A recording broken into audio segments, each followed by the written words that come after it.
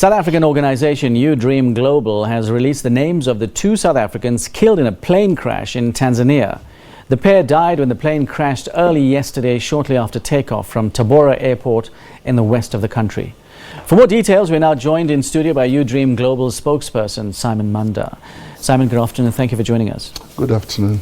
Now, would you give us an update? What was the cause of the crash? Do we know? At this moment in time, it's difficult to say. On the up trip, when we're going to Cairo, we developed leakage problems in Addis Ababa. Okay. So a decision was made to ground the plane. Okay. This is the support plane. And the teenagers continued on their own, the three of them, Yes. across Sudan, which is a war zone, into Okay. Cairo. Okay. So they landed in Cairo 2 weeks back Okay. with the plane they built. But the adult plane, the support one, was Okay. grounded. So this, what happened, we had to come back, everybody, and made a decision to go collect the planes. Okay. So this is now the time of the tragedy, and it happened on the down trip. Okay. So obviously this is not the same sling plane that the students used in the No. U-Dream project that It's flew to not. Cairo. It's not. Not. Okay. So what happened to the students then? Okay, the students right now are on their way on a commercial flight Okay. to South Africa.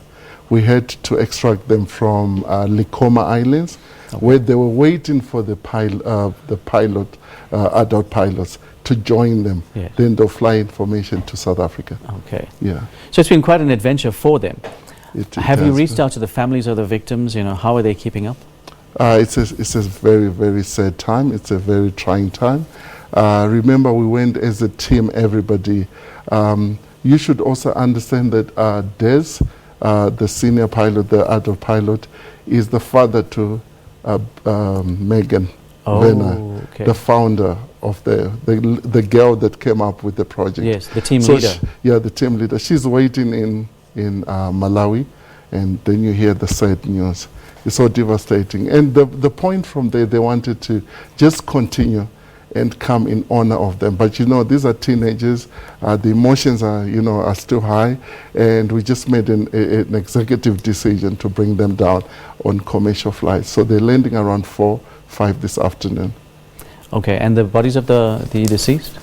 DECO, which is the Department of International Relations and Cooperation, Yeah. they have been very, very helpful. Even on the up trip, in each country we went to 8 countries, and they were on the ground helping with logistics, and they are also facilitating.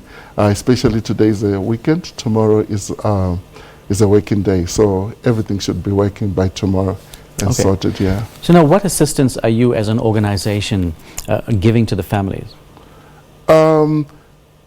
Basically, the U-Dream founder is Megan, who's the child okay. who's on the trip, and the father was one of the directors, because she's only 17, so she can't be Yes, like a she's not director. legally And Venner entitled. was the other director. Yes. So right now we're sitting with the family, and we have friends. And also remember, the trip had sponsors Yes. that were the aeroplane factory itself that made the sling for. So Okay. we're talking and finding out solutions how to help the family. So maybe we should just go back again to the beginning, and could you remind our viewers exactly what this expedition was all about? Yeah, basically what happened is Megan Venner, who has parents who are in aviation, was also motivated to join aviation. Then she took a license just maybe a week before we flew. She got Okay. a license, a private license, pilot license. To the build-up of the project, she had to motivate other kids, teenagers especially, from previously disadvantaged schools, from her school, from around Joburg, to join in the project. So there was a 30-second call on WhatsApp Yes. to say, introduce yourself, why would you want to be part of this project? And we had 1,500 responses. So by camp, and we have a diversity of couches, we had to do camps and wield them to 20 from 1,500. Okay, so you had to trim them down to trim that them down to lend them to merge our culturally and language, and Yes. just to understand each other. And So how did you select them? What was the criteria? basically, it was your motivation. Yes. That was the selection point, which had 1,500 entries. Yes. Then you sit down together. There's aptitude tests. There's games that you play. There's, now, was the motive? I know that was all part of building the team. But was the motivation part of? Were they intending to motivate why they would build the plane or travel on the plane? To build the plane. To build the plane. To build the plane. How do you work together from different cultural backgrounds? Yes. So the whole aim was to build a plane, yes, and then have the teens fly it from Cape to Cairo. The aim of the whole project was to motivate the African youth that there's possibilities in aviation, one. Yes. We are an African continent that has a narrative. We have narratives to tell. Absolutely. But let not them be spoken from the outside viewpoint, but let them be spoken by ourselves. Yes. So it was also part of epic advantage for the teenagers that normally don't venture out into Africa. Yes. So this whole bundle of aims, yes, yeah, was also to motivate somebody from previously disadvantaged that never thought they would be in aviation. And the kids that were part of the build, I think you saw in the media, there's some that didn't even know what it was about flying. Yes. Some of them flew the first flight experience on that particular plane. Yes, they hadn't flown commercially before. Exactly so. So it was a combination of this sense of adventure, this expression of an adventurous idea. Yes. that you know it is possible. Yes. That you could build a plane even though you had no real knowledge of plane building, and then you would go on this wonderful journey of discovery across the continent. Yes, and in each and every country we tried to motivate would visit a school, yes, talk to them about the whole dream, yes, and talk about them the possibilities in aviation.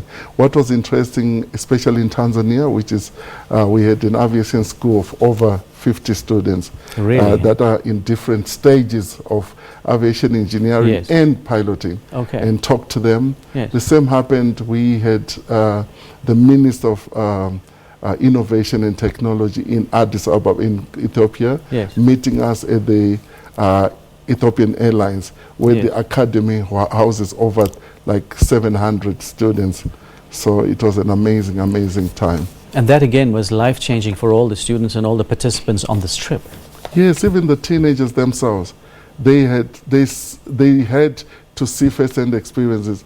The challenges in Africa, for instance, in Kenya, we were denied entry, yes, because they said our routing was not up to standard. Okay. And we had to reroute to Uganda. So many decisions were made even on the day of flight. Yes. You didn't have 2-3 days leisure to plan things, because that's the nature of aviation, that's the nature of bureaucracy in Africa. Exactly. Where were you whilst all of this was unfolding?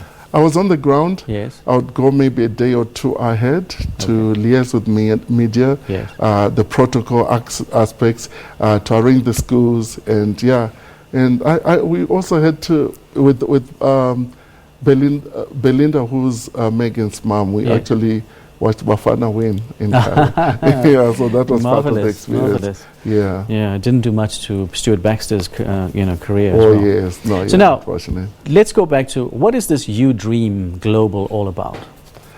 You Dream Global is about teenagers. Yes. Showcasing the narrative of aviation possibilities, whether it's in engineering or it's in flying, and saying you can dream by age of 17, which is the legal age. Yes. To fly. To fly. Yes. Because if you look at Megan, for example, she's in matric. Yes. She has a private pilot license, yes, but not a driver's license. Oh, yes. So the dream is for a career-driven goal in life, where by 25, you're doing something big. By 30, you've flown as a captain.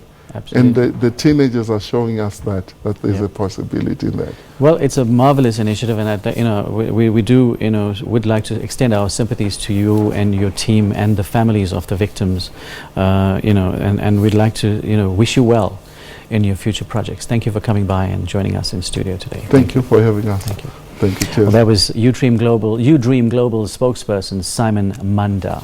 Well, you're watching SABC News. We have more stories coming up after this break. Don't go away.